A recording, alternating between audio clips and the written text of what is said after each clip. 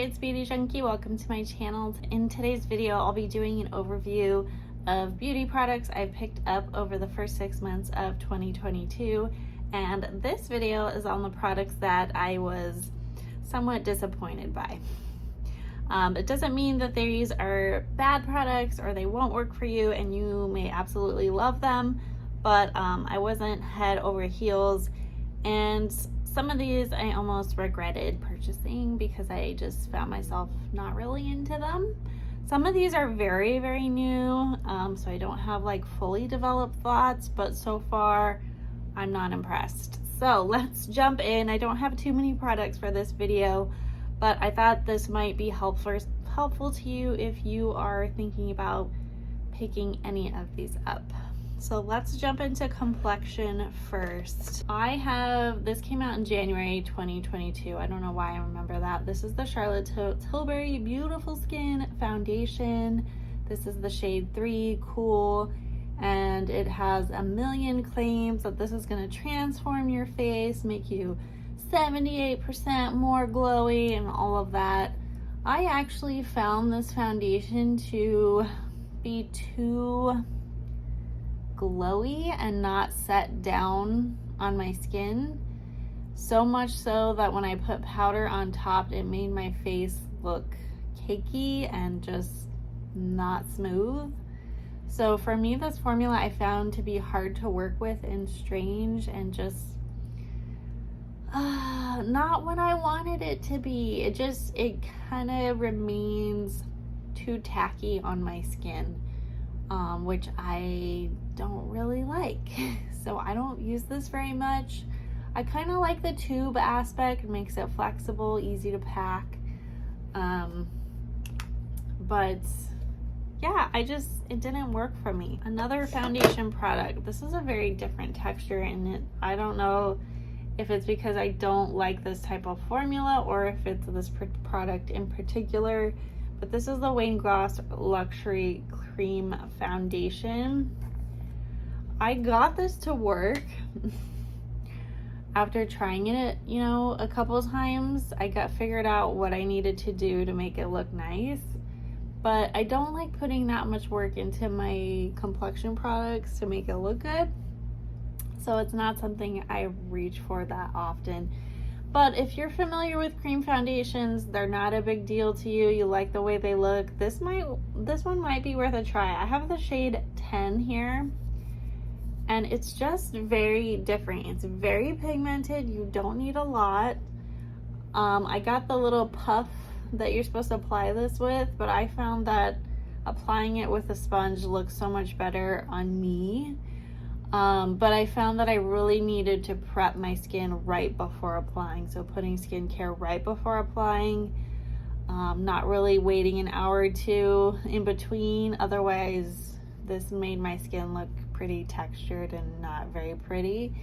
So, I think I got it to work. It's a very full coverage, very quickly kind of foundation. Like, you can just totally cover your face fast and you don't need a lot of product, which is kind of cool.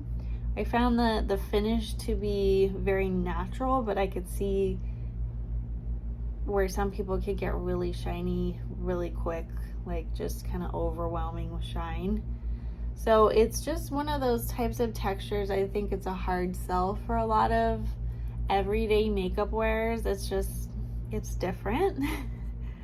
But I know Wayne really likes this kind of foundation.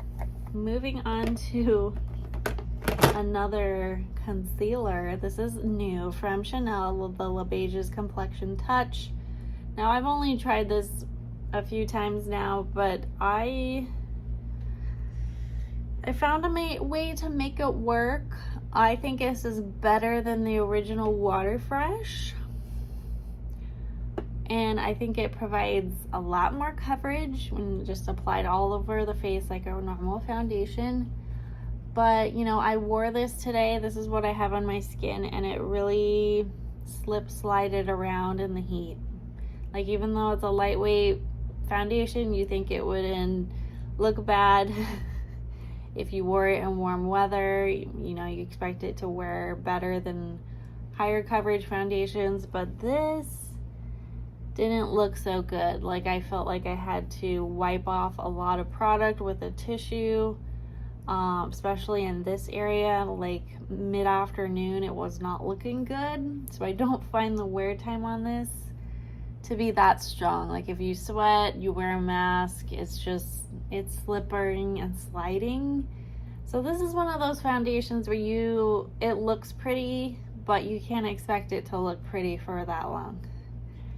So I'm not necessarily disappointed because I don't think it promises any long wearing benefits, but it's definitely not one that I feel comfortable like wearing to the office, walking to lunch in the heat.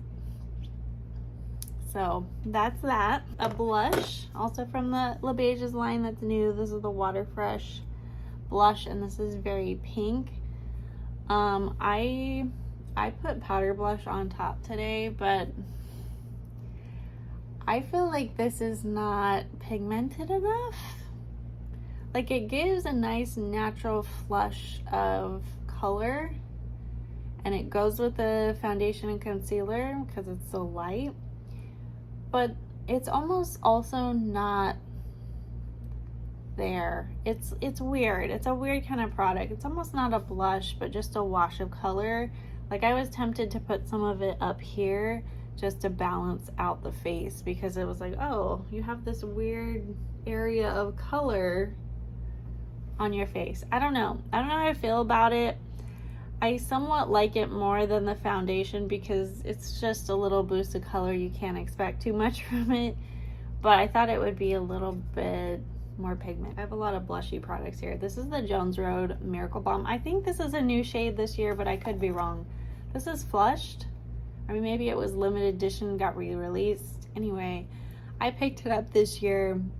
I think for most people, Jones Road is new to them this year, so I thought I'd throw it in. I know technically this probably doesn't count as a new product for 2022, but I think a lot of people discovered Jones Road. I didn't pick up the foundation because it looked like I wouldn't like it. Just the texture of it looked very messy and not appealing, and nobody responded that they want me to try it, so I didn't get it. But this Miracle Balm I did pick up. I picked up another one as well. I wish I could have picked this shade up in a smaller size because I don't like this formula, and I basically have this huge thing of it. But this is the formula. It looks pigmented, but when you actually put an amount on your cheeks that actually is gonna work, like, this is way too much product. It's like Vaseline. That's a lot of Vaseline on your cheek. It never really dries down. It smells pretty bad, and it remains tacky forever. Like, it just never dries down. And you have this on your cheeks and you'll have some color, but if you want more color, you have to put on more product and more stickiness and just a thick globby layer. So I don't love this. I think for most regular makeup applicator people out there, you're gonna be confused by this. But if you come from a no makeup perspective, you may love something like this. So I think it's just a very non-traditional color product. Like, you can put it anywhere. It doesn't have to be for blush. People say, well, this isn't supposed to be a bold blush because she has a separate bold blush product. Like, okay, I get it. But at the same time, like, it's so sheer that it's almost like, well, why? I could put a clear Vaseline product for a lot less money on my face and probably get a very similar result to this. But I get why people don't like using Vaseline petroleum jelly. This is, I don't know, a clean beauty product. It's an alternative, but, you know, I don't think it's worth it, and I'm quite confused on how folks are supposed to use it and get a lot of color out of it. I think more of it, it's just supposed to produce a glow and a shine with very little color, which I don't know. I don't get it. Anyways, moving on to more blushes. So these are Pat McGrath blush duos that just came out. These are 2 shades. I like the look on my cheeks. I like the look that these colors give. I think this one's kind of unique. This is Paradise Glow. It's pretty, but I don't think I really needed them. This is Cosmic Coral. Like, these are nice, these are fun, but did I really need to get more blushes? No, I felt I thought this might be a bronzer, but that wasn't really the case. I couldn't tell from online that this is just another blush. I thought these would be shimmery and you could use them as a bronzer, but I guess I shouldn't have thought that. Anyways, not that these are bad, these are pretty, it's just I thought they were something else. Right, moving on to eyeshadow. This is a quad from Chanel. This is the Allure et Eclat, and I believe this one came out earlier this year, if I'm not mistaken. But the shades in here, they're pretty. They're just so light that they don't really show up on camera, which is fine. They look really nice in person. But because of that, I don't reach for it that much. It's almost too natural and too light, almost too not there. So I don't reach for this one that often. I actually have another quad that I prefer much more. The Tissé Riavoli, I prefer this one much more. But this one is not new. This is one part of their original collection, not limited edition. Prefer this over this guy, which